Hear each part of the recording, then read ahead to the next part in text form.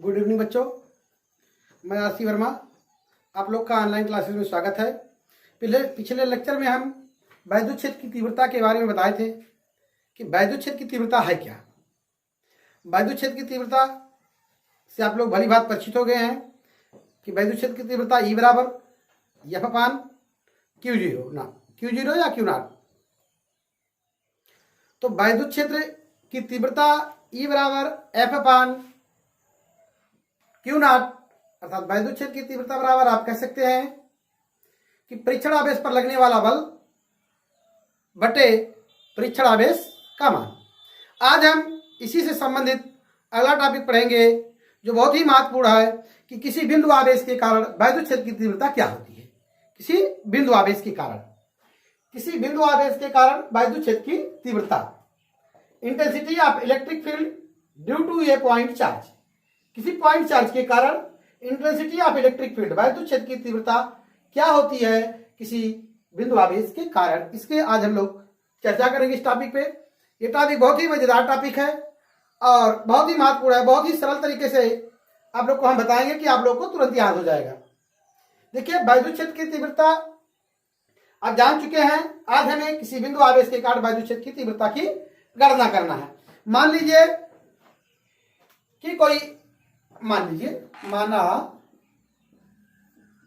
Plus Q आवेश, कोई plus Q आवेश है। माना प्लस क्यू आवेश या प्लस क्यू कूलाम का आवेश किसी ऐसे माध्यम में बिंदुओं पर रखा है। माना प्लस क्यू कूलाम ऐसे, मान लीजिए किसी ऐसे बिंदु पे किसी माध्यम में रखा है। बिंदु ये मान लीजिए कोई बिंदु है, वो मान लीजिए यहाँ ये बिंदु वो है, इस पर प्लस क्यू कूलाम का आवेश रखा है। तो आपने माना कि किसी बिंदु O पर किसी ऐसे माध्यम में प्लस क्यू कूलाम का आवेश रखा है जिसके कारण हमें वैद्युत क्षेत्र की तीव्रता की गणना करनी है। तो माना प्लस क्यू कूलाम आवेश किसी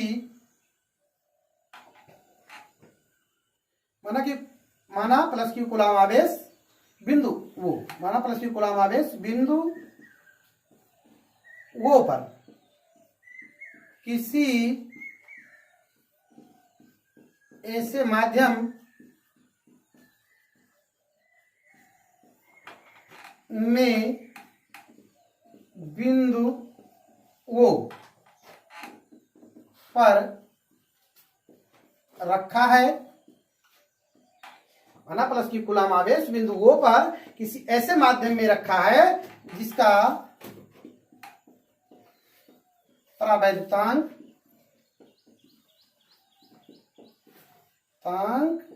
कैपिटल के है। यह आपने मान लिया किसी ऐसे माध्यम में रखा है। बिंदु वो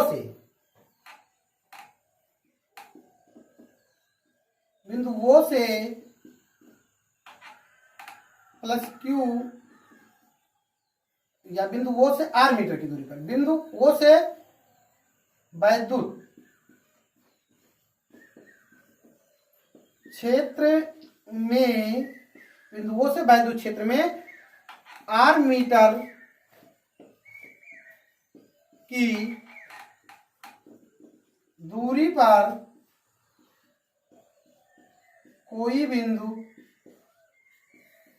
P है जहां पर वैद्युत क्षेत्र की तीव्रता की गणना करनी है। हमने मान लिया कि प्लस क्यू कूलाम आवेश बिंदुओं पर किसी ऐसे माध्यम में रखा है जिसका परावैद्युतांक कैपिटल के है। बिंदुओं से वैद्युत क्षेत्र में आर मीटर की दूरी, इससे कितनी दूरी पर, आर मीटर की दूरी पर कोई बिंदु P है जहां पर हमें वैद्युत क्षेत्र की गणना करनी है। इसके लिए हम मानते हैं कि माना बिंदु P पर कोई परीक्षण आवेश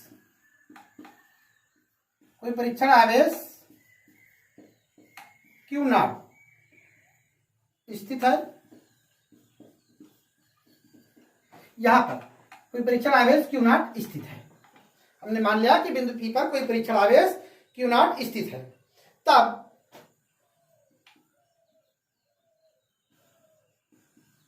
कूलाम के नियम से, आप लोग जानते हैं कूलाम का नियम क्या है, कि कूलाम का नियम आप जानते हैं कि ये बराबर, मतलब कूलाम का नियम किन्हीं दो बिंदु आवेशों के बीच लगने वाले बल के बारे में बताता। फार्मूला आप जानते हैं कि F बराबर Q1 Q2 upon R square. तो यहाँ पे फिर वही लगेगा नियम कि F बराबर जो कांस्टेंट हमारा लगता है कि 1/4 पाई एप्सिलॉन 0 Q1। देखिए कूलाम के नियम में क्या था कि यहाँ पे Q1 और Q2 माना गया था, यहाँ पे क्या है Q और Q नॉट है। तो कूलाम के नियम से क्या हो जाएगा, लगने वाला बल F बराबर 1/4 पाई एप्सिलॉन 0 के। Q1 Q2 होता है, लेकिन यहां पे क्या है Q not upon R square Newton. इसको हम मान लेते हैं समीकरण नंबर फर्स्ट। अब देखिए वैद्युत क्षेत्र की तीव्रता क्या होगी बिंदु P पर।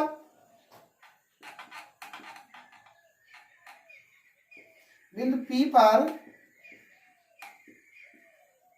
वैद्युत क्षेत्र की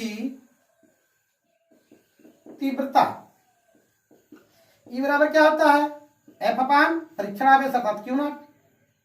E बराबर F अपान Q नॉट। अब F का मान समीकरण 1 से हम रखेंगे। यहां देखिए हम रखेंगे, इसमें रखेंगे तो क्या मिलेगा हमको, मान रख दीजिए। तो E बराबर हमको क्या मिल गया, देखिए तो F का मान हम इसमें रखेंगे। बिंदु P पर वैद्युत क्षेत्र की तीव्रता E बराबर क्या होता है F अपान Q नॉट। तो आप यहां तक देख चुके हैं और आपने ये आपको समझ में आ गया होगा कि प्लस Q कूलाम का आवेश किसी बिंदु O पर ऐसे माध्यम में रखा जिसका परावर्तकता कैपिटल K है। बिंदु O से R मीटर की दूरी पर कोई बिंदु P है जहां हमें वैद्युत क्षेत्र की तीव्रता की गणना करनी है। देखिए हम मान रखते हैं अभी,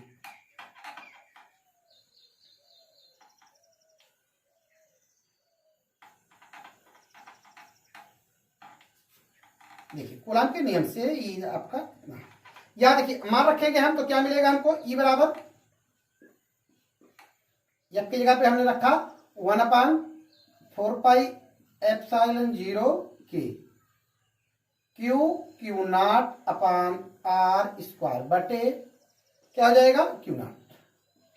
देखिए ये Q नॉट से कैंसिल हो गया, तो क्या मिला हमको, बचा क्या हमारा 1/4 पाई एप्सिलॉन 0 के Q अपान R स्क्वायर। तब E बराबर हमको मिल गया 1/4 पाई एप्सिलॉन 0 के Q अपान R स्क्वायर। अब देखिए E वैद्युत क्षेत्र की तीव्रता, वैद्युत क्षेत्र की तीव्रता का मात्रक हमने अगली वीडियो में आप लोग को बताया था क्या होता है बच्चों, न्यूटन प्रति कूलाम। E बराबर हमको क्या मिल गया, E बराबर 1/4 पाई एप्सिलॉन 0 Q अपान R स्क्वायर न्यूटन प्रति कूलाम। वायु अथवा निर्वात के लिए K बराबर 1 होता है, आप लोग जानते हैं। वायु अथवा